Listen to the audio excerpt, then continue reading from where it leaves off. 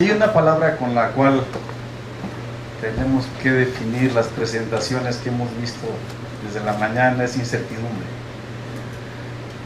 Es incertidumbre. Y esta no está exenta de eso. En la mañana uno de los colegas dijo que los escenarios que plantea el IPCC pueden ser más graves porque no se está considerando el CO2 milenario. Los modelos de circulación general, que yo soy usuario de esos modelos, de las anomalías de esos modelos, pues también tienen incertidumbre, como lo presentaron hace un momentito, y sobre todo en México, que no tenemos todavía un ensamble, ¿verdad?, como para poder predecir correctamente.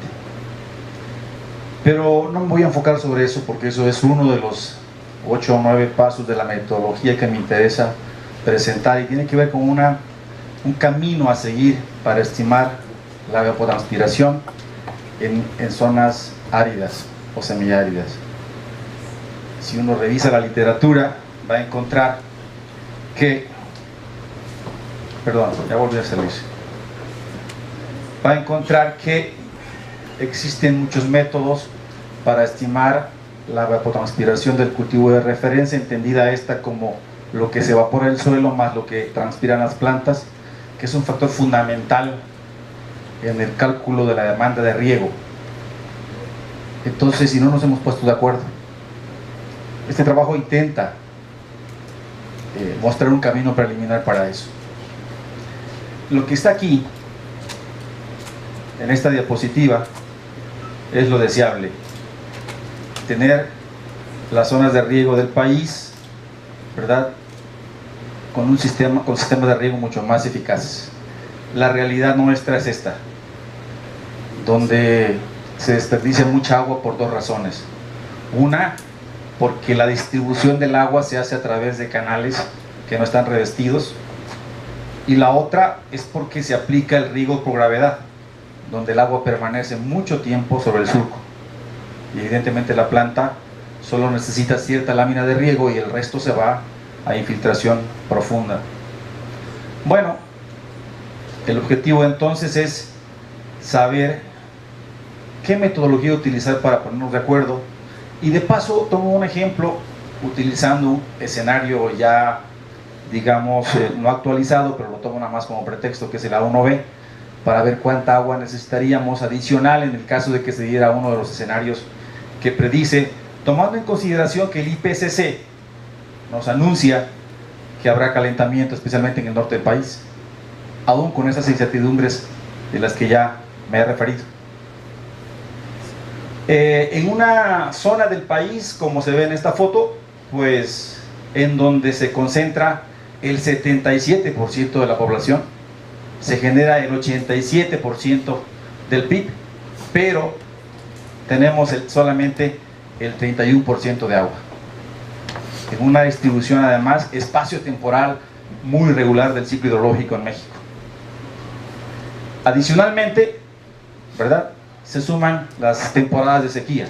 Esta es, son datos de la sequía del 2012, ¿verdad?, en donde se muestra claramente toda la zona árida y semiárida del país, ¿verdad?, con problemas severos de agua, pero que además tiene un proceso de sobreexplotación de los mantos acuíferos. De los 653 acuíferos que hay en el país, un poco más de 100 ya están sobreexplotados, y mucha de esa agua que están utilizando se utiliza en zonas de riego, y entonces estamos pues ante una crisis que podría ser más severa si los escenarios de cambio climático, a pesar de las incertidumbres, se cumplen. Bueno, podemos observar en color azul fuerte las zonas de riego del país, y en color verde las unidades de riego, que para efectos técnicos es lo mismo, solo tienen una diferencia de tipo legal. pero para efectos prácticos es lo mismo. Son zonas donde se producen cultivos, se riegan a través de las aguas que se captan en las presas, con canales principales, secundarios y terciarios, ¿verdad? Pero tienen tal relevancia, ¿verdad? Porque si pusiéramos en una botella como esta toda el agua que se consume en el país, veríamos que el 80% de toda esa botella, o sea, 80 de cada 100 litros lo consumen las zonas de riego. Pero sorpresa, de ese 80%, ¿verdad?, se tiene una eficacia en la aplicación del 50%, se pierde más de la mitad. Pero no se tiene un dato correcto porque es imposible medir 6.2 millones de hectáreas bajo riego. No se tienen sistemas de medición. Existen muy pocas zonas de riego medidas, así que el 50% todavía es un número aproximado en función de las mediciones que se han hecho en algunas zonas de riego. Bueno, aquí tenemos entonces las 3 millones de hectáreas de distritos de riego y casi otras 3 millones de hectáreas de unidades de riego. Pero fíjense ustedes la relevancia de esto. De toda la superficie agrícola de México, en esa zona, en 6.2 millones de hectáreas, que corresponde el 30% del total, se produce un poco más del 50% de los alimentos de este país, que son para consumo interno porque se exporta muy poquito, fuera del jitomate, el aguacate, y estas cosas que se mandan a Estados Unidos, todo se consume en el país. Bueno, hasta estamos importando algunas veces maíz, ¿verdad? Entonces, el valor que tiene esto es muy relevante, porque producimos más de la mitad de los alimentos en solo 6 millones de hectáreas, pero digamos el agravante es que estamos desperdiciando brutalmente el agua en esa zona.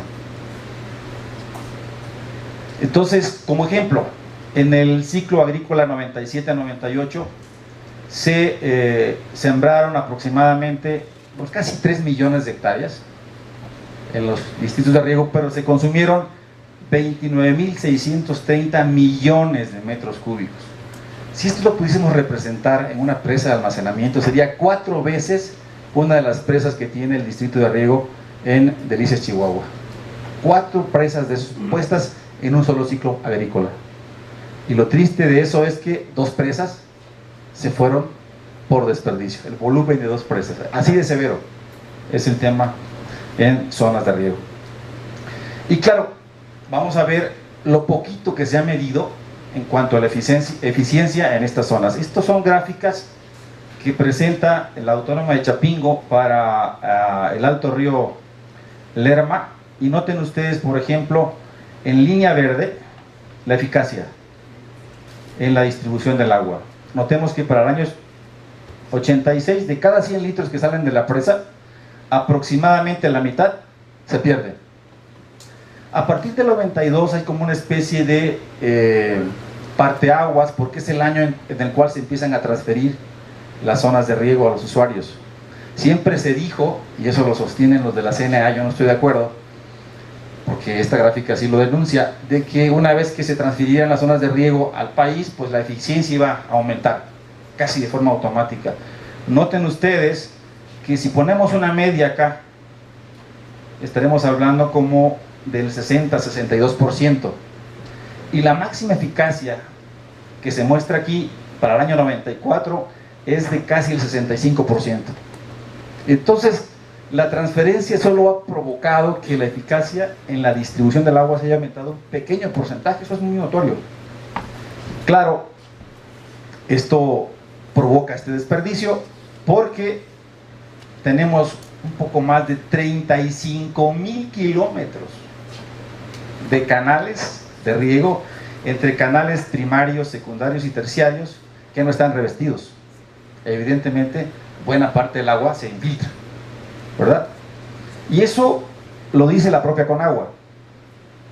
Vean acá, este es el presupuesto que presentó Conagua hace algunos años, y notemos que estaba solicitando dinero para revestir más de 4.000 kilómetros de estructuras principales. Eso significa canales principales, los que llevan el agua de la obra de cabeza, como ellos llaman, no sé por qué le llaman obra de cabeza, no estoy de acuerdo con esa definición, de la presa, más de 8,000 kilómetros en canales secundarios y un poco más de 20,000 kilómetros para canales terciarios, es ir a Chiapas 35 veces, ¿no? Eso es lo que necesitamos revestir. Evidentemente hay una pérdida muy importante en zonas de riego. Mientras no hagamos eso, aunque las zonas estén transferidas, no va a subir la eficiencia. Y por otro lado, aparte de revestir, tenemos que, a ver si puedo mostrar esta diapositiva, que es la que me interesa, cambiar el sistema de riego por gravedad. Porque cuando multiplicamos las eficiencias o sumamos las eficiencias de distribución en canales no revestidos más la eficacia de aplicar el agua de riego, si estamos utilizando este método, la eficiencia total baja hasta el 40% y en algunos casos hasta el 30%. ¿Qué significa? Que del botellón que vimos, de cada 100 litros que salen de la presa solamente se aprovechan 30. No importa lo que consuma la Ciudad de México, no importa lo que consuma Guadalajara, Puebla, Tuxtla Gutiérrez, sumadas todas las ciudades, porque el agua, el mayor problema está en zonas de riego. Del 20% que se utiliza fuera de las zonas de riego, se utilizan para dotación, para consumo humano o para industria, pero lo grueso está en zonas de riego. Y entonces la pregunta es, ¿verdad?, ¿cómo va a afectar o cómo van a afectar esos diferentes escenarios de cambio climático que se prevén calentamientos en la ET0? ¿Cómo se va a afectar? Entonces, aquí pongo la ecuación de conservación de masa en su versión volumétrica, y noten ustedes que el volumen adicional que tendríamos de agua ante un escenario de cambio climático va a depender de la demanda adicional de ET0. Si hay un incremento de temperatura, ¿verdad?, es muy probable que haya un incremento de la ET0. Y evidentemente el factor A es la superficie que en ese momento se está cultivando, ¿no es cierto? Entonces, esta ecuación muy sencilla nos muestra pues la importancia de estimar esa B.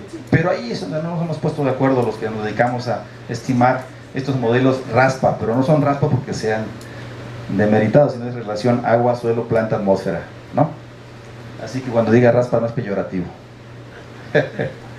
Entonces, tomé de pretexto el escenario A1B. El A1B ya sé que es un escenario anterior y que hay que actualizar esto, pero es lo que teníamos cuando hicimos los modelos, porque hicimos una primera estimación con este modelo de radiación de FAO hace más o menos unos 10 años, pero no había un camino claro a seguir para estimar ET0 bajo escenarios de cambio climático. Para empezar, deben haber modelos como estos, una veintena, ¿no? El de Turk, el método de vaporímetro de cubeta, el de Piman-Monti, ¿verdad?, el de Harvey-Samani, es una cantidad de métodos. Y si ustedes revisan la literatura van a encontrar efectos del cambio climático estimado con Turk, efectos del cambio climático usando método de vaporímetro de cubeta, bla, bla, bla, bla. Pero ¿cuál de esos es el correcto? Para empezar, hicimos esto porque en ese momento era uno de los que estaban catalogados como buenos, ¿no? Y porque además tenemos pocas variables que utilizar. Ya lo dijo Davidova, uno de los grandes problemas que tenemos en México es que nos hacen falta datos en las zonas donde necesitamos hacer estos estudios. 5,000 estaciones, aunque Michel Rosenhaus mostró un mapa del país con 5,000 estaciones y uno se podría quedar satisfecho. Bueno, está lleno de estaciones México, no es cierto, son muy poquitas, la densidad es muy baja. Y si aplicamos el método de homogenización, como ya dijo Davidova, nos vamos a quedar con una veintena de esos. Entonces el problema es fuerte, estamos usando un método que utilice poca información.